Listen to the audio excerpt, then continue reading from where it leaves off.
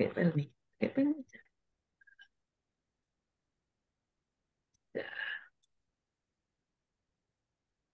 Oke, Ya, baik saya buka dulu ya, Bu Ani. dimulai. Ya, Ya. silakan. Assalamualaikum warahmatullahi wabarakatuh. Selamat malam. Pertama, saya ucapkan terima kasih kepada Ibu Insinyur Ani Hidayati, MM, CR, CRGP, QA, CIC yang pada malam hari ini telah berkenan hadir untuk memberikan materi pada mata kuliah Personal Financial Planning dengan topik dana pensiun lembaga keuangan dan asuransi. Terima kasih juga atas waktunya Bu di tengah kesibukan Ibu dan mudah-mudahan apa nanti yang Ibu sampaikan bisa dipahami dengan baik oleh mahasiswa dan mahasiswa juga saya harapkan bisa aktif ya mumpung ini ketemu dengan pakarnya, dengan praktisinya dan untuk eh, apa ya meluangkan waktu bagi Bu Ani ini sangat sulit sehingga silakan nanti di dalam tanda kutip dimanfaatkan ya untuk menggali ilmu sebanyak-banyaknya terkait dengan mata kuliah yang sudah disebutkan Bu Nur tadi. Bu Ani perlu saya sampaikan bahwa kelas ini ada 4 kelas, 3 itu di kelas reguler dan 1 kelas ada di kelas internasional dengan dosen pengampu 2 orang. Di kelas internasional Bu Michelle dan di kelas regional saya sendiri Bu Nur Husnia Indrawati. Ya, begitu ya Bu Ani, sedikit informasi yang saya sampaikan di sini dan monggo nanti saya juga mohon ke Bu Ani itu jangan segan-segan nanti kalau misalnya menunjuk salah satu dari mahasiswa untuk memberikan pertanyaan agar mahasiswa juga termotivasi untuk aktif dalam kelas kolaborasi dengan praktisi pada malam hari ini. Begitu saya kira sebagai prakata dari kelas kolaborasi dan praktisi untuk mata kuliah finansial, personal financial planning dan monggo kepada Bu Ani waktu kami persilahkan. Baik, terima kasih Bu Dr. Nur Husnia Indrawati dan juga mungkin di sini hadir Bu Michelle yang mengampu mata kuliah ini baik di kelas reguler dan kelas lainnya. Eh, Sekali lagi, Assalamualaikum warahmatullahi wabarakatuh.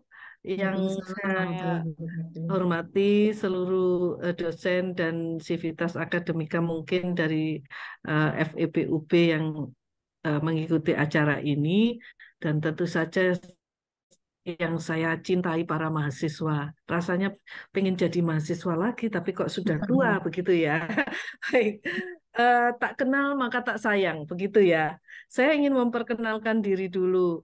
Di belakang saya memang ini Pelni. Kenapa orang Pelni dijadikan Hmm. narasumber untuk DPLK ya begitu. Mungkin ada sebagian mahasiswa yang bertanya seperti itu. Saya mungkin Bu Nur izin nanti lain kali dikirimin yang backdropnya Brawijaya biar saya juga pakai Brawijaya begitu. Ya, ya, ya Bu Ani.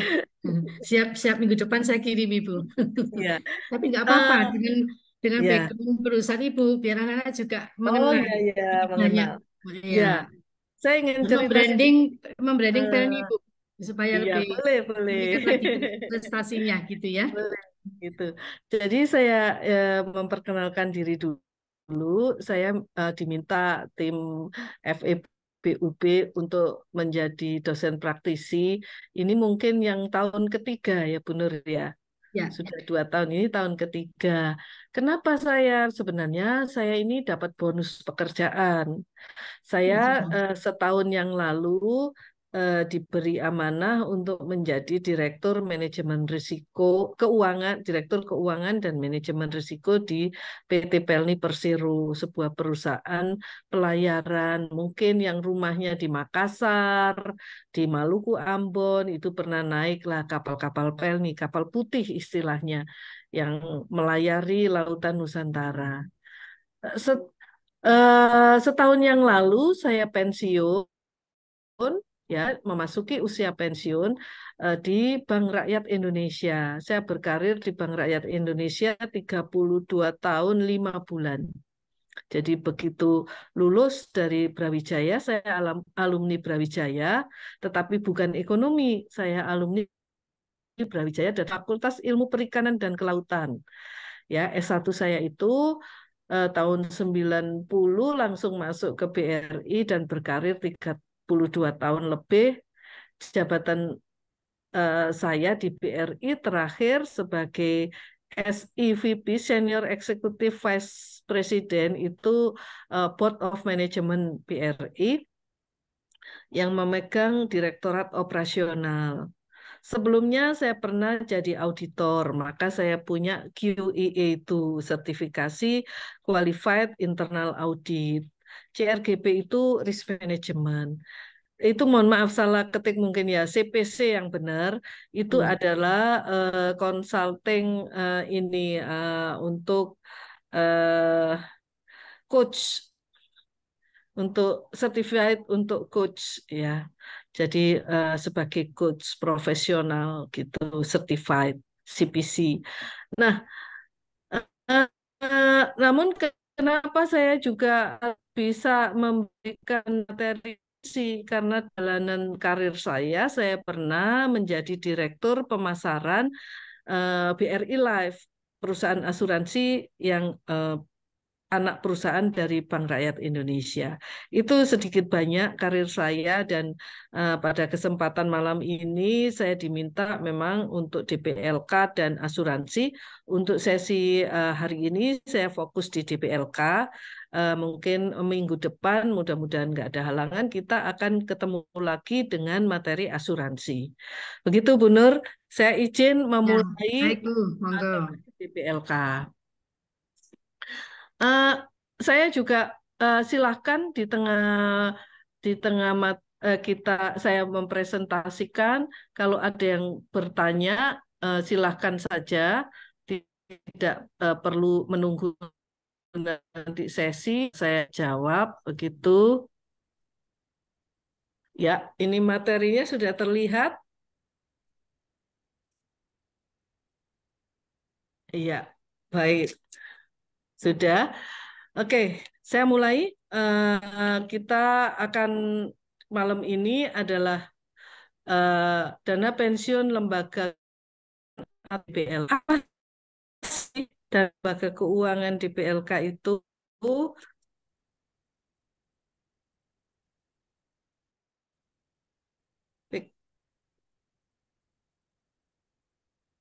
Salah buka. Maaf ya, ini yang saya buka udah PDF. Iya, oke. Nah, saya ingin mungkin para mahasiswa masih jauh ya dari usia pensiun. Tapi pensiun itu kalau sekarang tidak perlu menunggu usia seusia saya atau nanti mungkin Bu Nur, para dosen yang memasuki usia pensiun. Pensiun usia sekarang kaum milenial itu bisa kapan saja ingin keluar dari pekerjaan yang rutin dan hidup dengan financial freedom gitu. Yang bisa keuangan yang bisa terjamin, yang bisa menjamin kehidupan dan gaya hidup gitu. Nah, apa yang penting pada saat kita memasuki usia pensiun atau kita sudah tidak mau terikat lagi dengan perusahaan, itu pun bisa dikatakan pensiun kalau orang yang sudah pernah jadi pegawai terus keluar misalnya usaha mandiri yang tidak ada menjamin lagi keberlangsungan setiap bulan ada gaji, ya itu bisa dikatakan kita juga keluar dari dunia rutin sebagai salaryman menjadi entrepreneur atau apa, itu juga harus dipikir. Ada tiga hal yang penting di dalam kehidupan kita pada saat tidak ada yang menjamin keberlangsungan eh, ya siapa yang membiayai, yaitu masalah kesehatan. Biaya hidup pasti ya, siapapun membutuhkan biaya hidup. Kesehatan, ada interaksi sosial, kita biasa bertemu dengan teman sekantor, tiba-tiba kita harus bekerja, tidak bekerja lagi sebagai pensiunan, atau kita bekerja di rumah eh, sendiri, begitu. Sekarang kan banyak nomad worker gitu ya, nomaden worker yang sekarang lagi banyak berkumpul di Bali seperti itu. Kan dia harus bekerja sendiri, mengatur hidupnya sendiri. Itu pun akan punya sesuatu yang nilai yang berbeda. Kebiasaan sosial itu akan mempengaruhi. Dan gaya hidup atau keuangan. Nah, ini yang paling tiga hal ini yang harus dipikirin masa transisi dalam suatu kehidupan. Pada saat kita beralih dari kuadran itu ke kuadran yang lain, kalau kita eh, me- kuadran dari sisi finansial gitu ya, itu tiga hal ini yang menjadi biasanya dasar pertimbangan setiap manusia. Nah, bagaimana dengan penduduk di Indonesia begitu? Penduduk di Indonesia berdasarkan hasil survei itu 85% penduduk belum siap pensiun. Pada saat seperti saya yang sudah pensiun dari BRI masih kerja lagi. Karena mungkin saya sendiri juga, waduh kalau saya pensiun, saya ngapain ya di rumah? Nah, begitu. Tidak memiliki yang tapi eh, dikatakan belum siap itu karena lebih banyak dipengaruhi karena kita tidak biasa merencanakan kehidupan kita setelah kita tidak menjadi salaryman, tidak menjadi orang yang digaji, kita tidak memiliki perencanaan dana pensiun. Sehingga kita adalah kebiasaan orang Indonesia, es tergantung rezeki nanti yang di atas pasti eh, ini ada memberikan jalan. Itu boleh kita berserah diri, tapi kan harus ada usaha dulu untuk merencanakan kehidupan kita. Belum mempertimbangkan biaya hidup masa kini dan masa depan. Ya tadi kita ini kalau kaum milenial nih sekarang gaji bulan ini habis hari ini untuk traveling, untuk gaya hidup, untuk macam-macam tidak. Nah, ini bahaya itu. Karena manusia itu pada saat produktif harus bisa memikirkan pada saat tidak produktif. Nah, yang lebih parah lagi sosialita ini. Tapi sosialita yang budget pas-pasan, jiwa sosialita. Ini yang bahaya. Maka sekarang banyak orang yang terjerat pinjaman online, pinjol, karena mengikuti gaya hidup, pendapatan pas-pasan, ya jiwanya aja yang sosialita, tapi finansialnya belum freedom, belum menjadi sosialita, tapi biaya hidupnya seperti itu. Nah, itu yang akan, ini yang membuat resah pada saat eh, pensiun di depan mata, begitu. Nah, saya harus cek ya, sudah pas ya. Nah, saya ini kenapa saya membuka DPLK dengan cara seperti ini? Kalau DPLK teknis itu gampang, tapi bagaimana sih kita membuka mindset kita bahwa perencanaan ini kan materi perencanaan keuangan ya, personal financial planning. Jadi pemahaman pentingnya kita merencanakan keuangan di masa mendatang itu yang harus dipahami. Perkara nanti pakai instrumen yang dipakai apapun itu pilihan-pilihan begitu. Ya. Nah, kalau kita ingin membuat punya dana pensiun ya, dan untuk mencapai financial freedom, kita sampai saat ini survei membuktikan dan saya juga membuktikan berapa sih gaji pensiunan dibanding gaji aktif. Yang terbaik di dunia persilatan Indonesia ya, 25% dari pensiun dari gaji aktif itu sudah sangat baik. Average 15%. Dan ada yang di bawah itu. Mungkin tinggal 5%. Kemampuan perusahaan dan yang dikelola selama ini oleh dana pensiun perusahaan itu hanya sebesar itu. Bisa nggak hidup dengan standar yang kita sudah terlanjur tinggi? Ya, harus bisa. Karena kalau mengandalkan hanya dari dana pensiun. Saya nggak tahu ya kalau PNS atau seperti dosen seperti Bu Nur gitu. Nanti pensiun mungkin lebih tinggi justru PNS itu dibanding perusahaan-perusahaan BUMN yang skala bawah gitu ya. Nah, itu. Jadi pertanyaan yang sering muncul, sudah siap dan mampukah kita untuk pensiun? Sanggup mendanai kebutuhan hidup, tidak ada lagi hutang, jangan sampai pada saat usia tua kita terjerumus hutang karena gaya hidup kita sudah terlanjur tinggi, pendapatan kita hilang, ya. Itu yang, nah, saya ingin sharing di sini ada kurva kehidupan. Yang mau tidak mau ini harus dilalui oleh semua orang, mulai dari kita lahir, sekolah, ya. Ini yang harus dipersiapkan, maaf, oleh orang tua. Dan pada saat kita sudah dewasa, kita bekerja, maka ada saatnya kita pensiun atau kita berhenti di tengah jalan, maaf ya.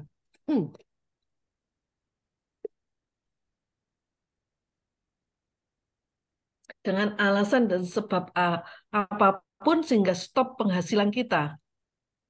Stop penghasilan kita, maka stop bekerja akibat bisa saja karena sakit, karena hal lain, atau kita sudah ingin punya kebebasan. Nah, ini di usia produktif kita itu terbatas. Ya, orang produktif ya sampai katakanlah 57 gitu, 56, udah 50 ke atas tuh sudah bersyukur begitu ya. Tapi setelah kita memasuki pensiun, maka kita akan flat nih, ya. Penghasilan kita akan flat dan pasti akan berhenti di titik tertentu pada saat kita eh, harus berpindah alam begitu. Dan itulah proses siklus hidup manusia begitu. Tapi pada saat kita dari puncak karir kita ya, biasanya orang pensiun itu kan sudah di puncak karir, terus tiba-tiba turun terjun penghasilan kita di ini pensiun, ada nggak kita punya kayak bumper gitu untuk menahan supaya jatuhnya tidak langsung berhenti di sini, tidak langsung kita punya penghasilan hanya sekian persen dari eh, penghasilan kita waktu di puncak karir. Nah, itulah yang hari ini kita persiapkan. Para mahasiswa harus paham nanti memasuki dunia kerja sejak awal, sejak dini, harus merencanakan, anggap sajalah mau berhenti di tengah jalan, ingin menjadi entrepreneur, ingin menikmati kebebasan, freedom, financial freedom. Nah, itu harus direncanakan. Salah satunya adalah dengan beberapa alternatif. Saya coba begini. Alokasi ideal untuk penghasilan bulanan. Ini ada banyak contoh. Berapa yang kita alokasikan untuk investasi? Ya, kita ada kewajiban zakat, sedekah, yang di Kristen ada persepuluhan, atau ada yang lain lah. 10% dalam bentuk tabungan untuk jaga-jaga, gitu ya. Ya, silahkan mau gaji berapa, silahkan diatur. 40% biaya hidup. Ini yang common. 30% kita karena nggak bisa membeli rumah dengan cara cash, waris lah ya harus nyicil gitu. Nah, 10% ini yang investasi. Ya kita kan juga perlu hidup dengan work-life balance. Perlu hiburan dong, Bu. Iya, hiburan. Cukup 5%. Jangan 50% dipakai untuk lifestyle begitu. Nggak sempat investasi, itu bahaya. ya. Jadi keuangan yang sehat itu uang tunai minimal 4 kali pengeluaran rutin. Jadi kalau di sini kita punya pengeluaran rutin misalnya biaya hidup 1,6 begitu. Ya paling enggak di tabungan tuh ada 4 kalinya lah. Ya katakanlah 8 juta, 7 juta untuk cadangan jaga-jaga kalau misalnya ada kebutuhan tiba-tiba harus ada istri atau ada anak yang tiba-tiba harus berobat begitu. Kita nggak kebingungan. Atau pas tiba-tiba ada orang tua yang butuh bantuan kita, ya kita masih punya anggaran gitu. Nah, maksimum cicilan pinjaman 35% dari penghasilan. Nah, jangan sampai karena nafsu saking hematnya membuat pinjaman lebih besar dari kemampuan sehingga 70% gaji kita untuk bayar cicilan. Itu terus kita makan dari mana? Itu juga nggak ideal. Nah, jadi berapa investasi menabung untuk investasi yang ideal ya 10% itu sudah eh, cukup untuk para mahasiswa yang atau para first jobber gitu untuk mulai merencanakan. Nah, eh, tadi kita sebut bagaimana kita dari perusahaan itu eh, pensiun. Ada dua macam jenis pensiun yang dikelola oleh perusahaan. Kalau kita bekerja di perusahaan, kita punya dua, dua cara perusahaan itu mempersiapkan pensiun untuk pegawainya. Yang pertama adalah manfaat pensiun atau pensiun manfaat pasti yang dikelola oleh dana pensiun. Dan yang manfaat pensiun propiun iuran pasti atau PPIP. Apa itu, Bu? Nah, kita lihat ya. Jadi kalau PPMP itu yang dikelola oleh dana pensiun, oleh Taspen, oleh Asabri, BPJS Tenaga Kerja itu contohnya. Ngangsurnya potongan sekian persen dari gaji kita, misalnya 2%, tapi nanti manfaatnya yang pasti. Ngangsurnya bisa bergerak sesuai dengan persentasenya. Tapi manfaatnya nanti pada saat kita pensiun, oh setiap bulan dapat 5% gitu. Dapat 5 juta misalnya, atau dapat 1 juta begitu. Itu itu manfaat pasti. Manfaatnya yang pasti akan dapat setiap bulan gitu. Manfaat pasti itu. Tapi kalau ada satu lagi yang dana pensiun yang diselenggarakan oleh pensiun lembaga keuangan atau yang kita sebut DPLK itu jenisnya adalah program pensiun iuran pasti. Iurannya yang pasti, tapi nanti dapatnya tergantung harga eh, dari NAB DPLK. NAB itu eh, ini ya apa nilai dari eh, apa investasi ya. Jadi nilai dari investasi itu berapa? Dikonversi dikalikan ke dalam rupiah. Jadi dapatnya sesuai dengan kondisi saat itu investasi yang ditempatkan dalam produk DPLK. Nah, itu penyelenggaranya sudah beda. Kalau manfaat pasti itu dana pensiun, taspen. Kalau PPIP di sini yang diatur nanti saya sebutkan aturannya itu dikelola oleh lembaga pemberi kerja dana pensiun dan lembaga keuangan. Ya, jadi lembaga keuangan tuh ada dua, bank dan asuransi, gitu. Terus siapa iurannya? Siapa saja yang mengangsur untuk DPLK itu siapa ya? Iuran pekerja itu sudah ditetapkan dihitung oleh aktuaris di dana pensiun gitu ya. Aktuaris yang menghitung untuk menanggung kewajiban jangka panjang menanggung dana pensiun pegawai sampai umur sekian pada harapan hidup itu diperlukan dana sekian. Itu aktuaris yang menghitung sehingga dana pensiun kalau nggak cukup perusahaan yang mendirikan dana pensiun akan menambahkan. Nah, tapi bedanya apa? Kalau di PPIP atau DPLK sudah ditetapkan tetapi peserta boleh menambah. Jadi peserta boleh nambah, saya untuk pensiun sendiri meskipun diberi setiap bulan perusahaan saya setor ke dalam DPLK misalnya 500.000, tapi saya mau deh nambah lagi 100.000 sendiri, itu boleh. Tuh. Tapi kalau PPMP enggak, karena itu urusannya perusahaan dengan dana pensiun. Para pekerja di perusahaan itu enggak bisa nitip menambahkan supaya nanti uang pensiunnya tambah banyak, saya ikut ngangsur, ikut bayar iuran, gitu enggak bisa. Ya, sampai di sini ada yang tanya, silakan.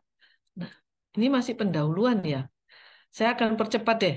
Manfaat pensiun. Nah, manfaat sudah ditetapkan di Mohon dalam. maaf Bu Ani, itu ada yang resen. Monica, Mana coba lihat saya Monica reset. bisa on cam. Silakan, silakan Monica bisa on cam. Monica bisa on Baik. cam dan langsung aja Apakah suara saya terdengar? Iya, terdengar. iya terdengar. Ya. Oke, baik. Terima kasih atas kesempatan yang telah diberikan. Sebelumnya saya mohon maaf karena belum dapat on cam. Saya ada kendala jaringan, Ibu. Nama saya Nggak Monica. apa-apa. Saya berasal dari manajemen kelas EA. Saya memiliki dua pertanyaan sampai sini. Pertanyaan Hmm. yang pertama, apakah perusahaan atau individu itu mungkin memilih untuk memiliki DPLK dan perencanaan pensiun pribadi secara bersamaan, dan bagaimana cara mengintegrasikan keduanya? Untuk Oke, pertanyaan kedua, apakah ada potensi konflik kepentingan dalam pengelolaan DPLK dan bagaimana menjaga kepentingan pemegang polis? oke. Begini, pertanyaannya bagus. Itu ada materi di bawah nanti itu ada. Tapi nggak apa-apa. Monica sudah berpikir lebih jauh bahwa DPLK itu bisa nggak ada perusahaan dan memiliki DPLK sendiri. Bisa, karena DPLK itu bisa dibuat oleh perusahaan untuk karyawannya, gitu ya. Karena kan misalnya sekarang saya contohkan ya di Pelni. Pegawai Pelni kami bukakan DPLK di BRI, gitu ya. Setiap bulan perusahaan itu memberikan sejumlah dana untuk mengisi DPLK-nya pegawai, gitu ya. Boleh nggak? Jadi adakah konflik kepentingan? Ini sekaligus saya jawab. Nggak ada, karena DPLK itu berbeda dengan perusahaan dengan penyelenggara DPLK. DPLK sebuah perusahaan sendiri yang didirikan dengan izin khusus DPLK yang hanya boleh mendirikan itu yang punya produk DPLK itu hanya perbankan dan asuransi, begitu ya. Nah, boleh nggak saya nambah? Boleh. Nambahnya bagaimana caranya? Satu yang bisa dilakukan, eh, Mbak Monica bisa bilang ke SDM-nya perusahaan itu, tolong gaji saya, memberi surat kuasa untuk bisa memotong gaji saya sejumlah rupiah tertentu untuk ditambahkan ke DPLK saya. Boleh, gitu. Atau enggak lah, saya datang ke BRI sendiri, saya punya DPLK yang dibukain oleh perusahaan. Boleh enggak saya membuka sendiri? Boleh. Saya secara pribadi sekarang masih memiliki DPLK karena saya memang membuka secara pribadi, gitu. eh, Buka DPLK pribadi, saya setiap bulan setor sendiri, nanti kalau itu bebas karena saya tidak, DPLK saya bisa eh, se- saya create sendiri gitu. Gitu ya, Mbak Monica, sudah menjawab ya. Nanti pelan-pelan yang lain saya jelaskan di belakang. Baik, Bu. Terima kasih atas jawaban yang telah diberikan.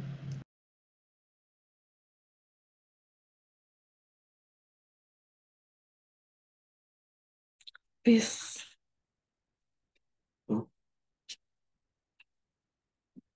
Oh, sini.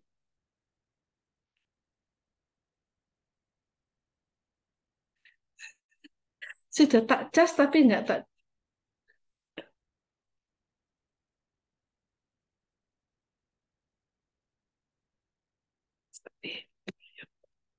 Nah,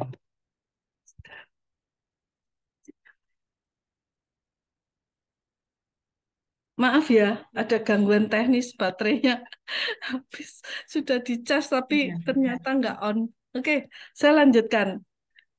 Eh, Nanti sebagian jawaban dari Mbak Monica saya tahan karena itu ada materi di belakang ya. Nanti saya jelaskan lagi. Tapi mudah-mudahan jawaban yang singkat tadi bisa memahamkan. Nah, kenapa bisa tadi setiap orang bisa menambah, bisa membuka sendiri? Karena berbeda dengan manfaat pasti pensiun yang dikelola dana pensiun. Kalau PPMP itu dananya adalah satu bak gitu ya, menjadi satu gitu. Tidak ada kepemilikan per orang, hanya namanya Monica ada di kepesertaan dana pensiun PTX gitu. Tapi kalau DPLK itu Monica punya rekening sendiri, rekening DPLK yang bisa dilihat setiap saat eh, saldonya berapa gitu, kayak mirip tabungan begitu. Nah, ya, begitu. Jadi bisa berisi akumulasi iuran dan hasil investasinya itu perorangan. Kalau itu dibuka oleh perusahaan, maka yang berhak mencairkan, mengapa itu atas instruksi perusahaan. Tapi kalau kita secara pribadi datang ke bank dan buka rekening DPLK, itu kita sendiri boleh menambah angsurannya, iuran ya, bukan angsuran ya. Iurannya boleh tiap bulan, boleh setiap saat, boleh sewaktu-waktu. Saya nggak mau ada iuran bulanan. Tapi saya mau misalnya ada sisa uang kos, ya saya 100.000 minimal boleh loh setiap bulan. Eh, saya buka DPLK gitu. Nggak ada masalah. Karena investasi itu prinsipnya makin cepat makin baik. Akumulasi pendapatannya akan terakumulasi lebih lama gitu ya. Jadi itu kenapa DPLK itu bisa ditambah dan dibuka sendiri. Pembayaran manfaat pensiunnya semua dilakukan oleh dana pensiun kalau PPMP. Tapi kalau DPLK, manfaat pensiun itu diatur di dalam POJK nomor 60 tahun 2020. Manfaat pensiun dapat dibayarkan secara berkala maupun sekaligus. Bila manfaat pensiunnya di atas 500 juta, wajib dibelikan anuitas. Ini apabila yang membukakan rekening itu adalah perusahaan, ya. Tapi kalau individu membuka untuk diri sendiri, semua bisa ditarik, begitu. Ya, pada saat misalnya umur 50 nggak perlu sampai umur, kita bisa menetapkan sendiri kalau kita membuka sendiri. Oh, saya umur eh, umur sekian mau misalnya pengen pengen punya rumah begitu ya. Diatur aja rumah tuh harganya berapa mulai sekarang atau kalau mau nikah gitu ya. Oh, saya 5 tahun lagi mau nikah, mau nabung biaya nikah begitu. Ya boleh aja itu diatur sampai nanti biaya nikah itu dapat sesuai dengan kemampuan kita. Nah, modelnya seperti itu. Nah, saya kembali ke penghasilan masa pensiun tadi. Bisa macam-macam, bekerja lagi, penghasilan dari portofolio investasi gitu ya. Mungkin dari Bu Nur dan Bu Misel sudah menjelaskan bagaimana merencanakan dan menempatkan investasi kita di investasi, di aset produktif, misalnya kos-kosan, bantuan pihak ketiga, jangan sampai lah ya kita masuk ke subsidi pemerintah yang bantuan pemerintah. Ya kita di sini. Nah, modal aset inilah salah satu yang kelompok yang bisa diandalkan untuk menjaga penghasilan kita di masa pensiun itu tidak turun drastis. Gitu. Ya, oh, maaf ya. Ini tadi sudah ada PPIP, ada manfaat lain, fiturnya, OJK-nya ini silakan dipelajari.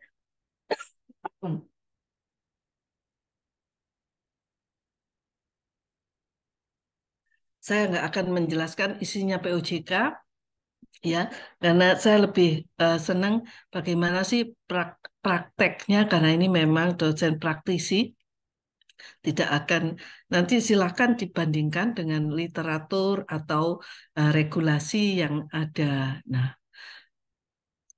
apa keunggulannya DPLK? Yang pertama itu fiturnya, iurannya fleksibel, ya,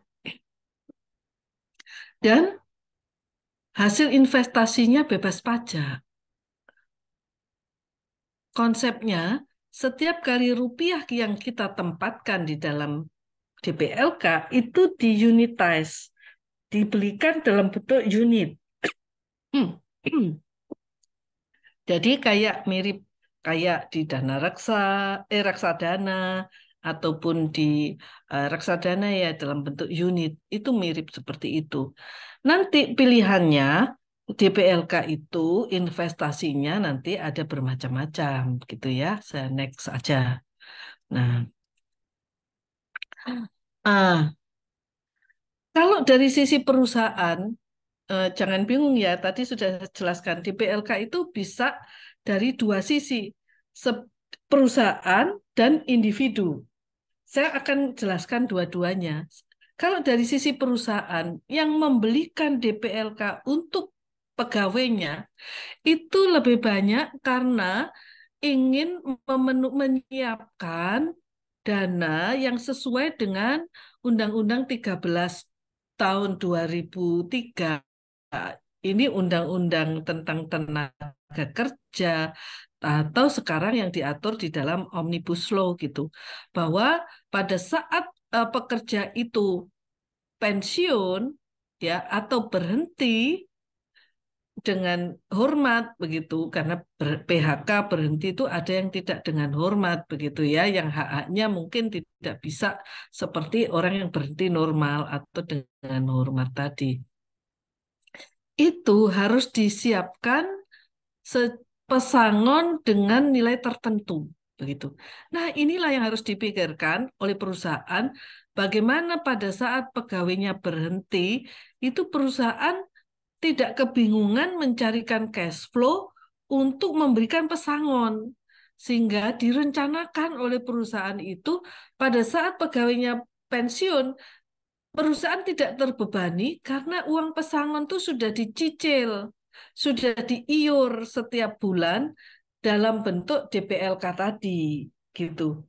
Nah, DPLK yang dihasilkan kalau itu menutup dari ketentuan yang ditetapkan dalam Undang-Undang Ketenagakerjaan, maka itu perusahaan tidak perlu menambah lagi.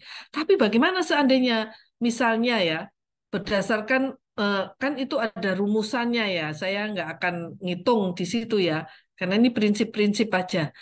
Misalnya harus 20 kali gaji begitu. Kalau gajinya sekarang 10 juta, 20 kali gajinya kan berarti 200 juta. Perusahaan harus menyediakan untuk setiap orang. Nah, ya kalau yang di tahun itu hanya satu orang yang pensiun. Kalau pegawainya banyak, terus ada 100 orang yang pensiun di tahun 2024 misalnya. Berarti harus menyiapkan 200 kali 100. Dan itu kan memberatkan perusahaan. Oleh karena itu kewajiban yang sudah bisa dihitung oleh perusahaan itu ditarik ke depan dan dibelikanlah secara bertahap dalam bentuk iuran DPLK oleh perusahaan supaya pada saat pegawainya pensiun tadi di tahun 2024 yang 200 orang itu perusahaan nggak mengeluarkan lagi ongkos untuk eh, pesangon. Nah, kenapa perusahaan membelikan DPLK seperti itu? Ya, Nah, buat pribadi, karena kita bisa merencanakan sendiri. Oh ya, kalau DPLK saya misalnya hanya 200 juta pada saat saya mau pensiun, gitu. Padahal kebutuhan saya itu 10 juta, berarti hanya akan habis dalam nggak sampai 2 tahun dong uangnya ini. Terus setelah 2 tahun saya hidup dari mana? Karena kalau sudah DPLK itu tidak ada lagi pensiun rutin yang setiap bulan yang kayak PP manfaat pasti tadi. Ya, itu bedanya.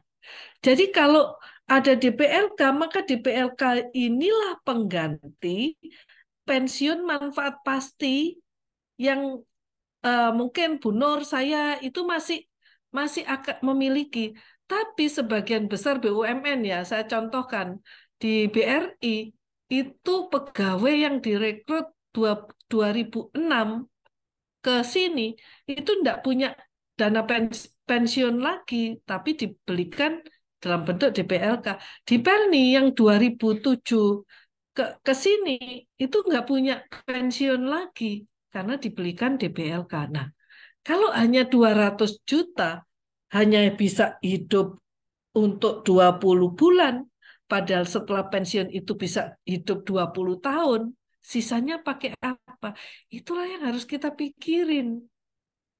Nah, itulah makanya kita secara pribadi, apakah kita bekerja untuk perusahaan yang digaji setiap bulan, ataukah kita bekerja mandiri, entrepreneur, menjadi tenaga profesional, dokter, atau lawyer, notaris, ya harus juga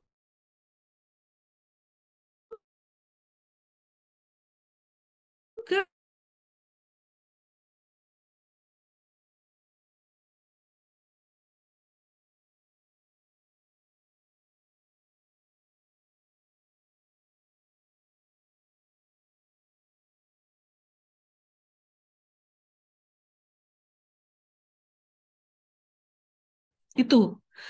Ini yang harus dipahami oleh para mahasiswa bahwa kalau kan nanti siapa tahu yang jadi profesional ini ya eh, jadi penasehat atau profesional planner untuk financial personal planning gitu kan sekarang banyak tuh orang-orang muda yang menjadi profesi itu dan menjadi mengelola harta-hartanya pribadi-pribadi yang kaya-kaya. Eh, itu profesi itu berkembang sekarang gitu ya. Nah, terus saya lanjutkan ya. Nah, ini tadi yang perlu dipahami bahwa DPLK itu sebenarnya produk investasi sebenarnya, tapi yang dikelola oleh lembaga keuangan. Uang kita yang kita iur di dalam DPLK itu dirupakan apa? Bentuk investasinya. Ada pasar uang, ada pendapatan tetap, ada saham, ada kombinasi gitu. Nah, kombinasi ini ya kembali kepada kalau perusahaan yang menetapkan gitu. Tapi kalau tadi DPLK yang kita buka sendiri, kita boleh. Saya kok pendapatan tetap kurang menantang ya, memang tinggi, tapi saya bu- berani gitu. Oh, saya kombinasi deh 60-40 atau saya mau tiga-tiganya nih. 30-40% pendapatan tetap, 20% pasar uang, 20%-nya saham, 60%-nya pendapatan tetap boleh gitu. Boleh itu. Tapi yang harus dilihat adalah ROI-nya. Ini di sini saya sebenarnya ini ngambil punyanya ROI-nya DPLK-nya BRI ya. Kalau kita mau melihat di mana yang investasi yang menguntungkan, termasuk perusahaan DPLK, kita bisa melihat ROI-nya DPLK itu berapa, gitu. kemampuan masing-masing perusahaan DPLK untuk menghasilkan return atas investasi uang yang ditempatkan dalam instrumen-instrumen tadi itu berbeda-beda gitu. Nah, itu bisa kita pelajari pada saat kita tanya ke bank atau ke insuran, ROI-nya berapa? Karena itu yang harus kita lihat, perhatikan. Jangan sampai kita membeli produk DPLK dengan return yang rendah, itu yang kita pilih. Rugi nanti, ya. Atau kita juga bisa kombinasi. Di sini ada DPLK yang menyiapkan juga buat orang-orang yang ingin syariah gitu.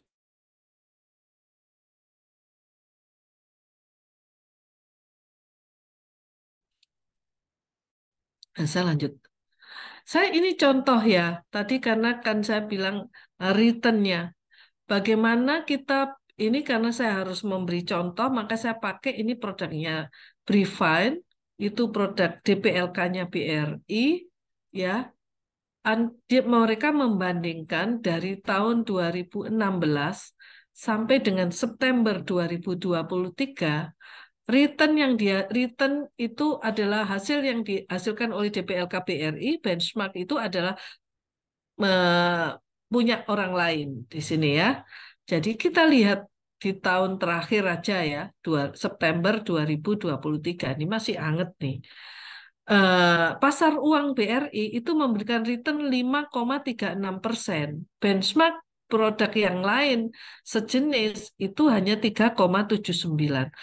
Nah, pendapatan tetap 6,74%, sementara benchmark yang lain 6%.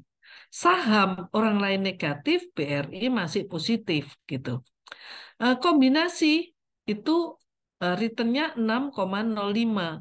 Nah, syariah 5,26, berimbang syariah itu antara pasar uang dan produk yang lain itu 4. Nah, kalau di sini para mahasiswa bisa melihat mana di antara produk ini yang memberikan return tertinggi, yaitu penghasilan tetap.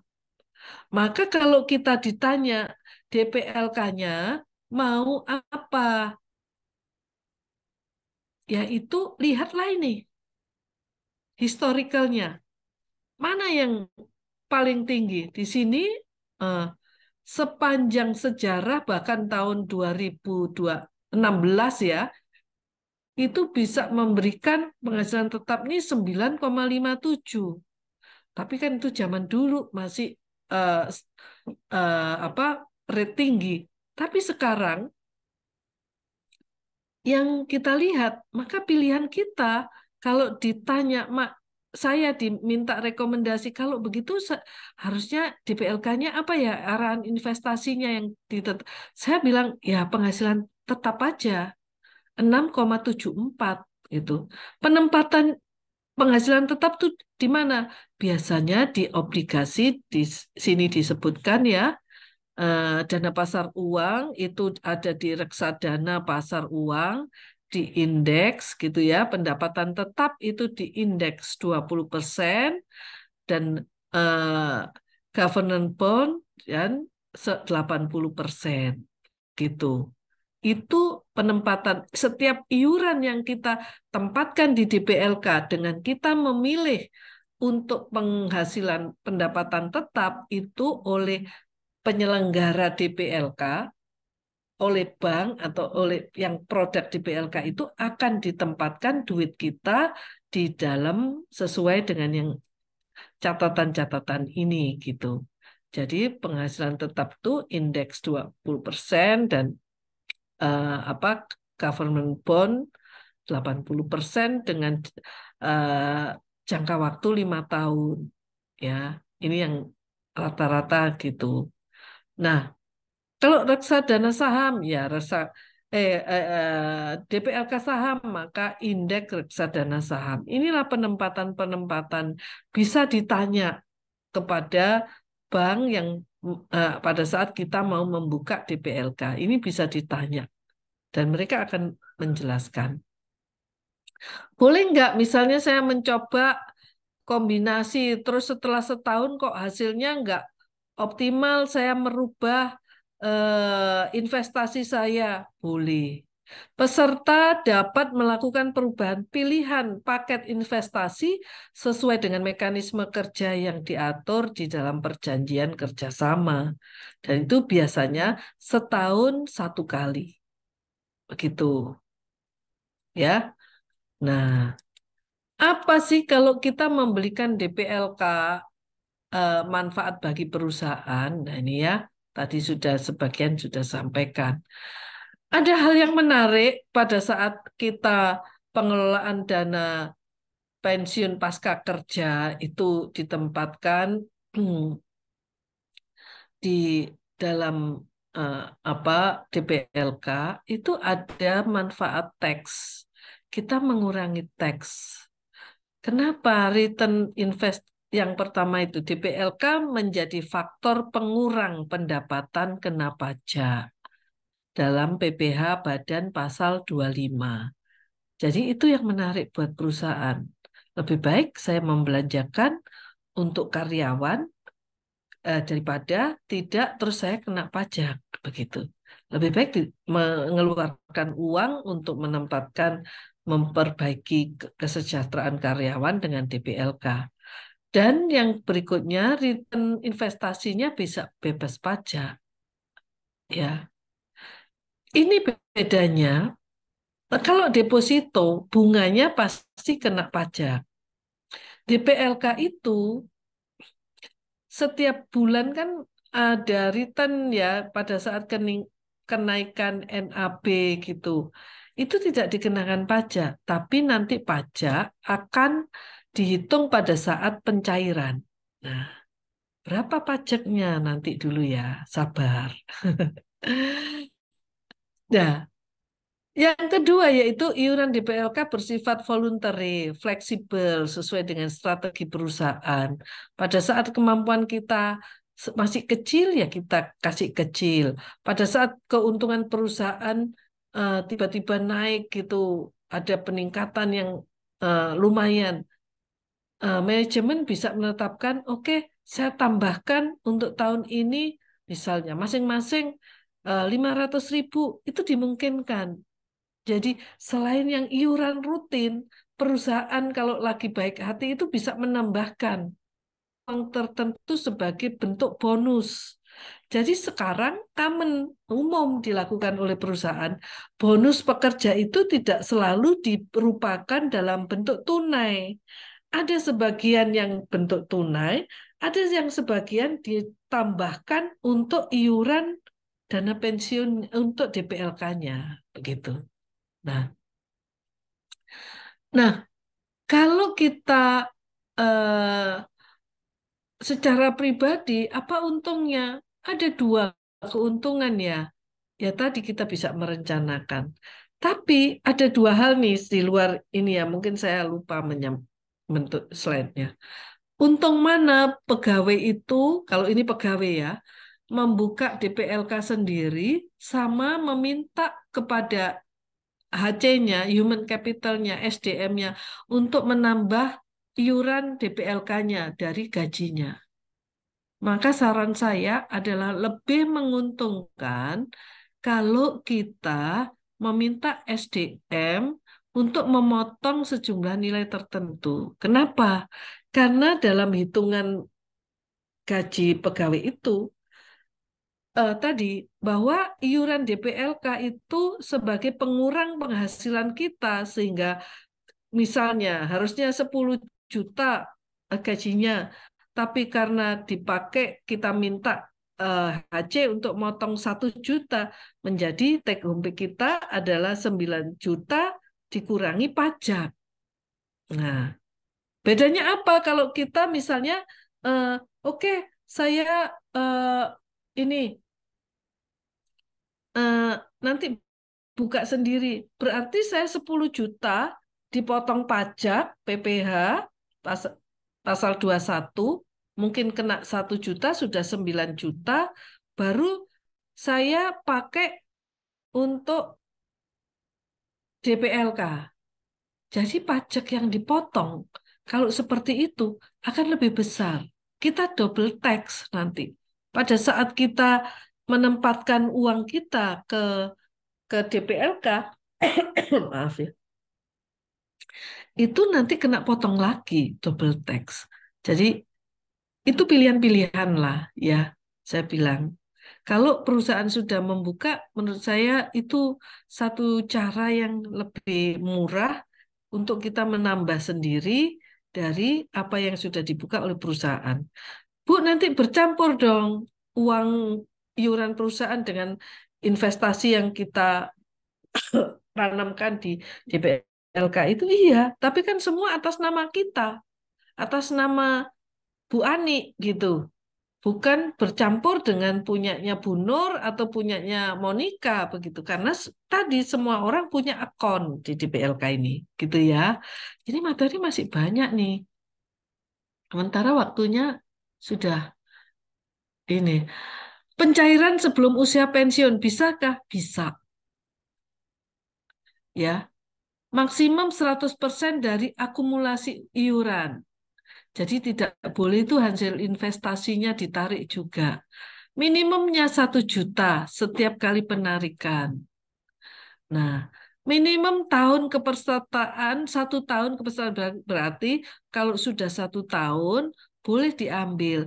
Tetapi ini yang dibuka untuk sendiri. Kalau dibuka oleh perusahaan nggak boleh. Karena yang punya hak memerintahkan kepada perusahaan DPLK atas DPLK yang dibuka oleh perusahaan itu hanya perusahaan.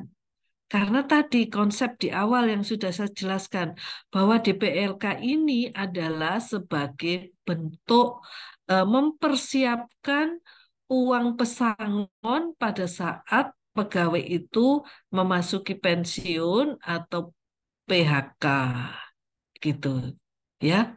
Jadi tidak boleh kita tiba-tiba mencairkan DPLK kita yang dibuka oleh perusahaan gitu, nggak boleh. Tapi kalau itu buka oleh sendiri, itu boleh. Ditarik sebagian boleh. Tapi perbedaannya kalau misalnya nanti eh, pada saat kita mencairkan di usia pensiun terus oleh perusahaan ini diberikan sebagai bentuk pesangon tadi, pajaknya hanya 5%. Tapi pada saat penarikan di eh, tengah-tengah atau sebelum masa pensiun itu kita tarik gitu ya, sebelum di masa berakhirnya kontrak di PLK itu kita tarik, itu pajaknya mengikuti pajak PPh pasal 21 progresif. Begitu. Next, cara pencairan itu bisa penarikan tadi ya, sudah penarikan sebagian, pencairan klaim, ini seperti biasalah ya, dan ada biaya-biaya yang harus di ini.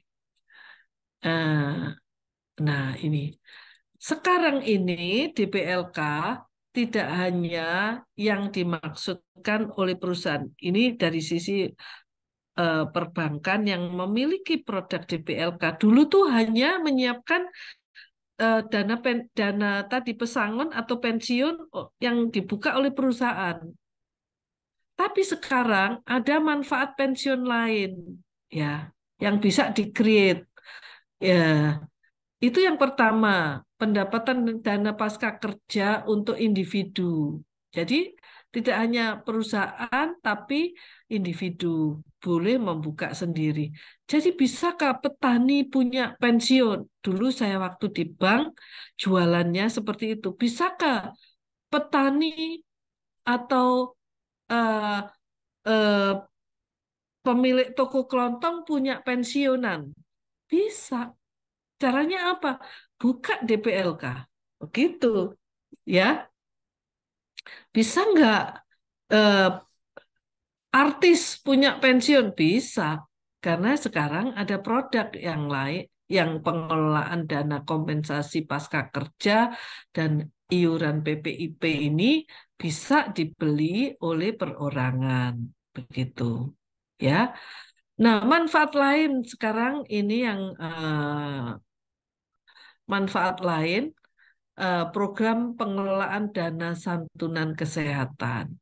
Jadi ini berkembang lagi produk-produknya ke depan. Apakah ada produk lagi yang bisa dikelola oleh DPLK itu bisa berkembang terus gitu ya. Dulu pada saat pertama kali ada di BLK hanya untuk menutup manfaat pensiun. Nah, sekarang ada manfaat pensiun lain, ada mengelola dana kesehatan. Karena begini, perusahaan biasanya setelah pensiun menanggung biaya kesehatannya pekerja. Apakah itu dengan bayar iuran BPJS kesehatan, ataukah asuransi atau lain. Nah, itu untuk menyiapkan biaya kesehatan yang untuk para pekerja yang sudah pensiun itu perusahaan bisa membeli DPLK yang manfaat lain ini gitu. Siapa saja yang memiliki produk DPLK gitu ya. Sesuai POJK itu yang boleh perbankan. Yang saya tahu BRI, Mandiri, BNI dan mungkin ada beberapa bank swasta lain. Asuransi yang masih punya itu Manulife, Prudensial, mungkin asuransi tidak banyak yang mengelola dana ini. Contoh produk DPLK saya mungkin sedikit sharing, nanti teman-teman para mahasiswa bisa cek di websitenya BRI, produk DPLK yang disebut produknya dengan brand Prefine. Nah, nih. Cara mengelola sekarang tidak lagi dengan paper base gitu ya, dengan laporan portofolionya dikirim, itu sudah jadul lah ya. Sekarang itu semua bisa dikelola dengan digital. Kalau teman-teman punya eh, eh, Brimo, itu di dalamnya ada produk DPLK, kita bisa cek saldo kita berapa, mau top up pun kayak kita membeli menambah Gojek aja begitu gitu ya, poin atau Grab Point gitu. Tinggal nambah di satu aplikasi kita bisa membeli produk-produk ini dengan mudah sekarang. Silahkan dieksplor lebih jauh. Nah, tapi di biaya pengelolaan IP atau DPLK itu tetap bank atau asuransi yang penyelenggara itu tetap memungut biaya. Biaya apa saja? Itu biasanya biaya admin 2.000 per bulan. Fee pengelolaan investasi ya ada dipotong. Biaya switching tadi kalau kita merubah eh, ke- investasi misalnya dari DPLK kombinasi ke DPLK penghasilan tetap itu ada biayanya juga gitu. Nah, ini bisa di-scan ya DPLK BRI nanti bisa muncul tentang informasi-informasi. Ini simulasi DPLK pada website Prefine juga bisa. Para mahasiswa bisa masuk ke website ini, bisa mencoba menghitung sendiri. Kalau saya mulai sekarang 100.000 umur 5 per bulan rutin begitu ya, itu akan umur 55 atau 56 nanti bisa menjadi berapa ya? Bisa dihitung tuh, bisa diperkirakan. Nah, ini tadi yang saya sebut. Semua sekarang ada di genggaman. Jadi DPLK pun sudah ada di aplikasi yang di Brimo itu untuk bisa buka, bisa apa top up begitu. Ya, sangat mudah. Jadi mahasiswa pun saya yakin sekarang sudah banyak yang main saham, main reksadana, obligasi, dan lain-lain karena kemudahan teknologi. Saya rasa itu yang bisa saya sampaikan di kesempatan ini. Silahkan mungkin saya masih bisa 10 menit lagi untuk bisa kalau ada pertanyaan. Baik, terima kasih Bu Ani atas pencerahannya. Dan silakan mahasiswa dari kelas reguler A, B, C maupun dari internasional IE kalau mau bertanya, tapi harus bertanya ya. Sayang waktunya kalau Iya, cuma Pak bertanya gitu. eh Ya, Bu Nur aja tunjuk Bu Nur. ditunjuk. Ya, silakan siapa sebelum saya tunjuk. Nanti saya tunggu 1 menit. Kalau tidak ada baru saya tunjuk.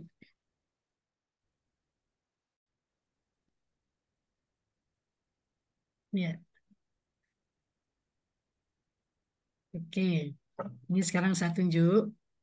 Bu Nur buka di public chat. Muhammad Farhan Sahputra.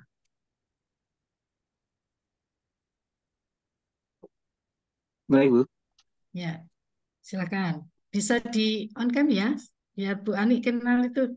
Siapa tahu nanti ada peluang di Pelni itu karena sudah sudah kenal ya. Muhammad, ya silakan. Farhan. Mohon maaf, Bu. Memang jaringan saya Sudah lah, tidak jaringan. mendukung Ya untuk on sudah. cam. Mm-mm.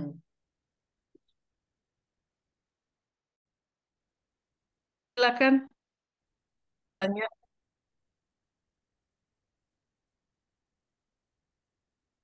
Saya ingin bertanya ini, Bu.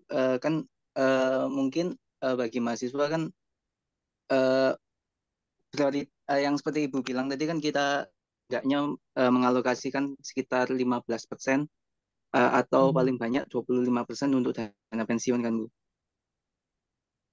Nah, kalau mahasiswa itu bagaimana, Bu? Apa kita sudah perlu untuk mengalokasikan juga atau bagaimana ya? Ya, tadi kan bukan 15 ya, untuk investasi sekitar 10% ya, saya lihat lagi deh. Itu adalah dari penghasilan kita, ya. Mahasiswa sudah punya penghasilan belum? Karena mahasiswa sekarang sudah banyak yang punya penghasilan loh, ya kan? Buat mahasiswa yang masih menggantungkan hidupnya dari orang tua, ya bisa berhemat kalau memang ada sisa 100.000, karena minimal kalau nggak salah sekarang 100.000 ya, baru eh, apa iuran 100.000 minimal begitu. Nah, itu ya boleh-boleh saja, tidak dilarang. Kan saya bilang prinsip investasi itu, nah di sini ya, investasi kan 10% nih. Nah, prinsip investasi itu makin cepat akan bisa memberikan nilai manfaat yang besar.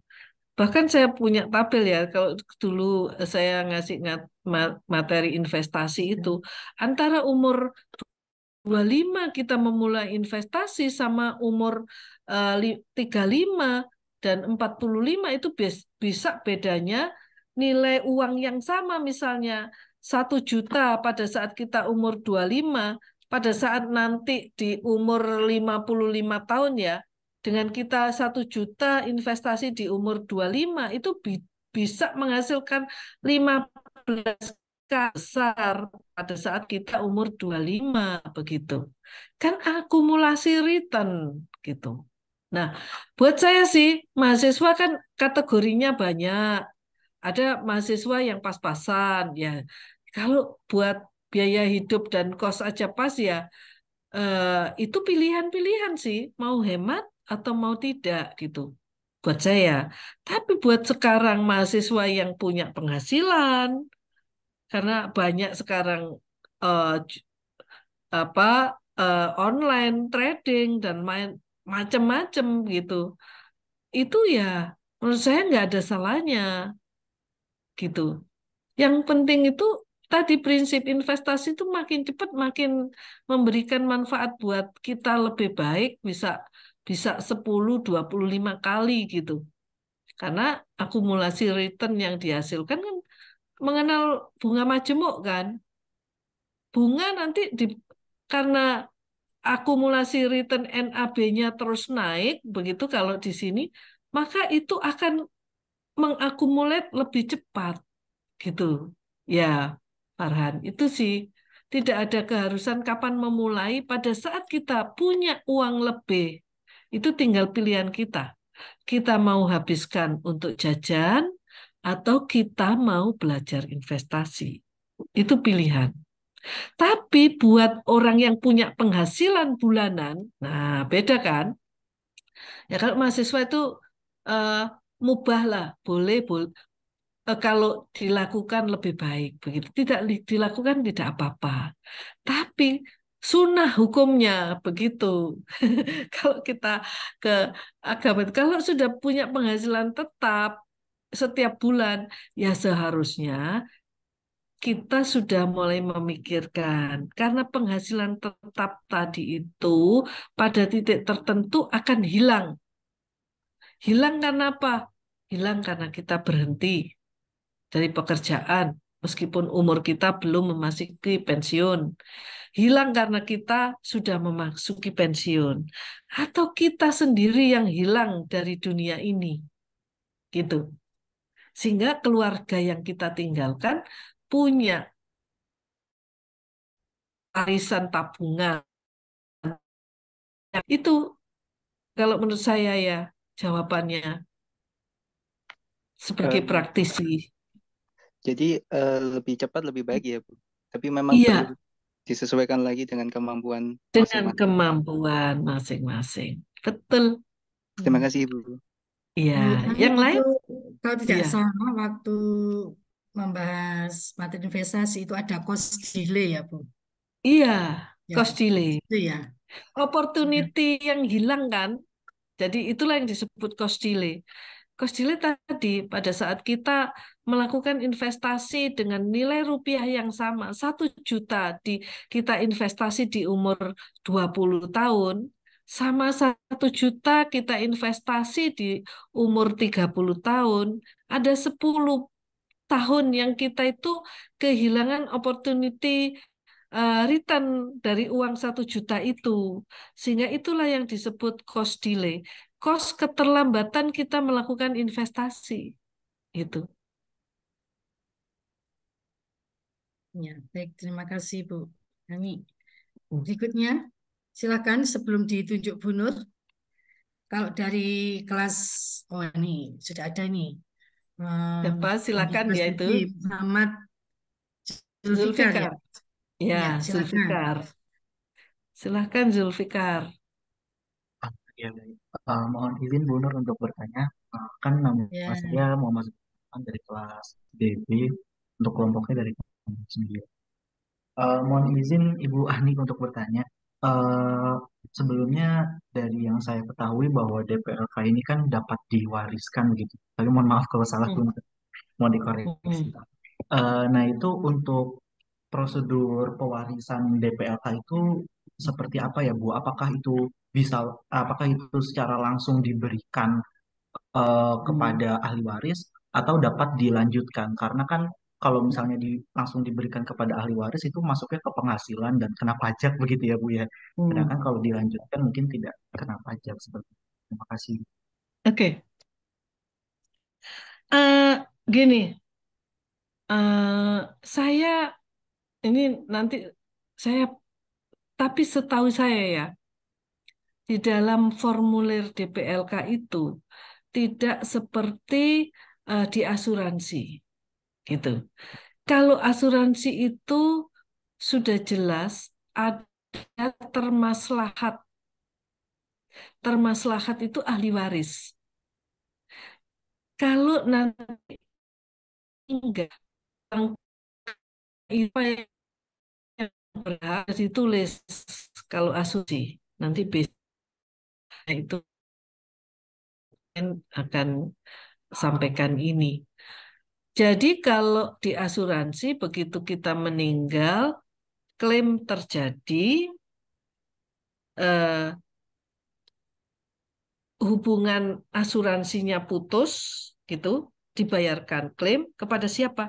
Kepada ahli waris yang tercatat di dalam polis, gitu. Ya, misalnya saya gitu punya asuransi yang saya kasih nanti pada saat saya tidak ada itu yang penerima klaim itu siapa? Misalnya anak saya gitu. Maka klaim itu akan begitu keluarga mengajukan klaim gitu ya ke perusahaan asuransi itu akan langsung cair kepada rekening anak saya. Tidak bisa digantikan oleh orang lain. Maka di dalam asuransi itu ada termaslahat. Yang sejak awal pembukaan premi itu ditulis siapa yang berhak menerima atas hak klaim gitu. Nah, tetapi di DPLK itu tidak ada. Jadi DPLK ini sama dengan kayak kita punya akun di gini saham, sama dengan kita punya akun tabungan. Bisa diwariskan? Bisa. Tetapi apakah menunjuk seseorang? Tidak. Gitu. Nah, apakah diteruskan karena itu menjadi beralih pada saat orangnya meninggal itu pencairan, kena pajak 5%, ya. Karena ini haknya adalah tidak melekat seperti jelas termaslahatnya siapa, begitu. Sama kayak kita punya apa tabungan. Nah, apalagi yang misalnya DPLK ini dibuka oleh perusahaan, gitu kan? Misalnya ada pegawai yang oleh perusahaan itu diberikan manfaat DPLK begitu. Begitu begitu yang bersangkutan meninggal, maka instruksi oleh perusahaan itu kepada perusahaan DPLK, pengelola DPLK, tolong dicairkan DPLK atas nama XYZ gitu. Sesuai dengan ahli waris. Siapa? Perusahaan kan sudah memiliki. Nah, kalau itu dibuka oleh pencairan agak berbeda ya, pencairan yang DPLK pribadi dengan DPLK yang dibuka oleh perusahaan. Karena perusahaan itu mencadangkan sebagai DPLK ini adalah bentuk pesangon untuk memenuhi ketentuan undang-undang pada saat pegawai itu PHK. Pengertian PHK itu bisa pensiun, bisa meninggal, ya, bisa berhenti karena permintaan sendiri. Itu PHK ya. Jadi PHK itu bukan dipecat karena kasus begitu. Enggak, pemahaman PHK tolong diperlebar begitu. Bahwa PHK itu ada PHK normal karena pensiun, ada PHK meninggal, ada PHK karena berhenti atas permintaan sendiri. Ada PHK tidak hormat. Ini yang PHK yang orang mungkin melakukan fraud, melakukan pelanggaran disiplin, itu seperti itu. Nah, kalau itu perusahaan yang membuka, maka perusahaan itu menginstruksikan kepada DPLK tolong dicairkan, mencairkannya gimana? Maka perusahaan akan menguruskan siapa ahli waris, siapa penerima pensiun, bukan ahli waris. Siapa penerima pensiun atas pekerja itu yang tercatat di perusahaan. Tapi tidak bisa diteruskan, itu harus dicairkan.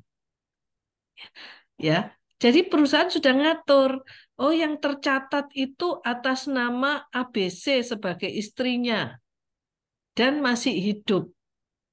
Gitu ya. Berarti istrinya berhak kan sebagai pensiunan janda, gitu.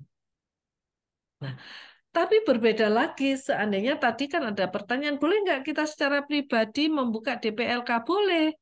Kalau saya membuka DPLK atas nama pribadi dan itu saya ngiur sendiri, iurannya sendiri, maka keluarga saya harus mengajukan pencairan kepada perusahaan DPLK. Siapa yang harus mencairkan? Kan ada akte kematian, ada akte ahli waris yang berhak. Nah, begitu. Itu bedanya tadi kalau asuransi itu sudah disebut di dalam polis, kalau DPLK tidak. Begitu. Jelas ya, Zulfikar? Baik Ibu, berarti tidak bisa ya Bu ya kalau misalnya kita ingin menghindari Iya, pajak dengan mengalihkan seperti itu ya Bu. enggak, Iya baik. enggak Baik, bisa. terima kasih banyak Ibu Ani. Ya, Bu Ani bisa menambahkan pertanyaan sedikit Bu. Itu pencairan boleh satu lagi. Seluruh dana Seluruh. termasuk pendapatannya itu dicairkan semuanya. Iya, Oke. iya. Pada saat kita pensiun, memasuki pensiun seperti saya begini, itu diberikan yang sebenarnya kalau perusahaan pribadi punya yang dibukakan perusahaan, ada dua caranya. Tadi kan saya harus ini nih detail. Tadi kan saya sebutkan ya bahwa kalau itu sudah memenuhi eh, tadi ya, kalau DPLK kita itu sudah memenuhi uang pesangon dan eh, itu gini, kalau kita itu karena ini dibuka oleh mana? Oleh perusahaan, Perusahaan, ya. maka ada dua. Pesangon itu kalau di bawah 500 juta cair sekaligus gitu. Kalau di atas 5 juta, 500 juta. Kalau di atas 500 juta itu kalau ini sebagai uang pensiun, maka harus dibelikan produk namanya anuitas. Ya. Ya. Produk anuitas ini mengacunya kepada undang-undang dana pensiun seumur hidup. Kenapa? Karena pada prinsipnya melindungi pekerja ini supaya mempunyai penghasilan seumur hidupnya. Nah, tapi kalau di bawah 500, mungkin saya kalau nggak salah ini ada perubahan ya menjadi 620 kalau nggak salah. Mungkin mohon maaf data saya nanti saya cek. Tapi ada batasan tertentu itulah. Itu boleh kalau di bawah itu boleh dicairkan. Tapi kalau di atas itu dan kita tidak memiliki manfaat pensiun yang rutin tadi, itu harus dibelikan anuitas. Saya akan pensiunan ya, yang masih memiliki manfaat pasti, yang setiap bulan masih dapat eh, penghasilan pensiun gitu ya. Maka DPLK saya yang dibuka oleh perusahaan karena saya sudah memiliki manfaat pensiun yang setiap bulan, maka DPLK ini bisa saya cairkan semua. Boleh nggak? Karena ini sudah memenuhi kriteria untuk tadi anuitasnya karena saya masih memiliki manfaat pasti. Boleh nggak saya minta tidak usah dicairkan, saya akan mempertahankan DPLK saya sampai umur tertentu nanti akan saya cairkan. Boleh. Perusahaan DPLK biasanya menawarkan, Bu, mau dicairkan nggak DPLK-nya? Gitu. Karena kan kita sudah lepas dari ketentuan yang harus memiliki pensiunan secara rutin. Nah, itu Bu, dari gitu. jumlah tadi yang harus diberikan anuitas, itu apakah Iya. total dananya atau ada sekian persen bisa dicairkan, sekian persen harus diberikan anuitas begitu? Eh, harus diberikan anuitas Semuanya. semuanya. Oke, ya. Ya, baik Bu, terima kasih. Ini anak-anak biar makin tertarik begitu ya untuk segera Iya, punya DPLK gitu. Nanti iya. nanti kalau misalnya sudah bekerja ya, kalau sekarang mungkin Maka kalau itu kan terbatas. buat yang terikat sama undang-undang ketenagakerjaan. Perlu saya luruskan nih. Yang terikat dengan undang-undang pekerjaan yang dibuka oleh perusahaan itu mengacu ke situ ketentuan kebijakan-kebijakan regulator. Tapi yang buat profesional tadi, petani, entertainment ataupun lawyer atau entrepreneur gitu ya yang membuka sendiri DPLK-nya pada saat nanti ini biasanya tuh disebutkan di dalam kontrak kita perjanjian membuka DPLK itu akan dicairkan di usia berapa begitu. Kalau kita membuka sendiri, oh saya mau cairkan di usia 65 boleh. Pada saat nanti usia 65 kita mau mencairkan, tidak ada kewajiban lagi apakah dibelikan anuitas, apakah ditarik semua, itu bebas. Ini masuk ke kriteria yang tadi manfaat DPLK yang lain-lain itu, begitu. Yang lainnya. Jadi kalau yang harus dibelikan anuitas itu adalah buat DPLK yang di-create oleh perusahaan yang harus mengacu kepada ketentuan uang pesangon, ya, dan ketentuan dan dana pensiun, gitu. Tapi buat yang dibuka kita datang ke BRI, ke bank gitu. Terus saya mau buka DPLK, ya enggak, bebas. Pada saat cair ya cair aja, Ya, begitu. ya. Baik, terima kasih Bu Gitu Ani Bu Nur. sudah. Mungkin em, cukup karena Ya. sudah malam dan saya harus pulang kantor.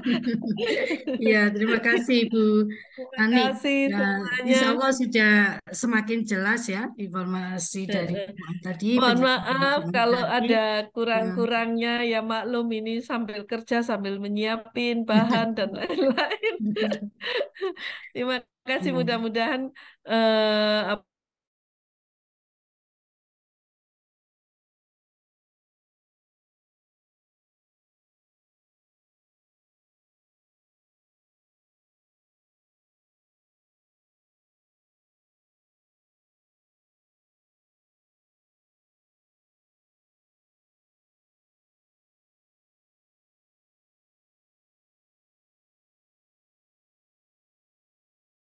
Oh ya, ini ada dari, ya, mohon maaf tadi Bu Nur belum sempat menyampaikannya. Ini ada permintaan dari lembaga manajemen, dimohon teman-teman melakukan absensi yang sudah disediakan di link ya di Instagram Lab Manajemen ya. Silakan ini secepatnya ya untuk data di departemen khususnya di program studi sarjana manajemen terkait dengan kelas kolaborasi dengan praktisi. Ya, semoga apa yang diberikan tadi memberikan manfaat ya. Mungkin belum sekarang tetapi nanti ketika Anda sudah bekerja dan tolong ya tadi yang dipesan Bu Ani tadi itu bisa dilaksanakan dengan baik terutama dengan cost delay tadi. Ya. Jadi kalau misalnya Anda bekerja umur 30 tahun gitu ya, terus dibandingkan dengan Bu Nur yang sudah umur sekian ya pastilah manfaatnya akan jauh lebih banyak yang Anda akan peroleh dibandingkan dengan Bu Nur dalam jumlah yang sama gitu ya karena waktu Anda untuk mengkompounding uang itu lebih banyak dibandingkan lebih lama dibandingkan Bu Nur ya yang sudah sebentar lagi memasuki usia pensiun. Begitu, terima kasih perhatiannya dan Bu Nur mohon nanti ya minggu minggu depan silahkan aktif untuk bertanya gitu ya. Untuk bertanya dan tunjukkan bahwa sebagaimana yang pernah disampaikan Bu Nur di kelas, tunjukkan bahwa Anda itu memang mahasiswa pilihan dari UB gitu ya, yang apa mempunyai kompetensi yang sangat bagus gitu ya, supaya praktisi itu juga bisa memberikan penilaian kepada kita dengan nilai yang baik gitu. Terima kasih, saya akhiri sampai di sini. Assalamualaikum warahmatullahi wabarakatuh. Selamat malam.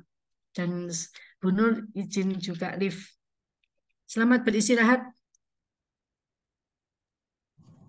Saya izin live, Bu Terima kasih, Ibu. Nur. Ya, Matur silakan, nuwun, silakan. Bu. Monggo, monggo. Bu Assalamualaikum. Nur juga izin live.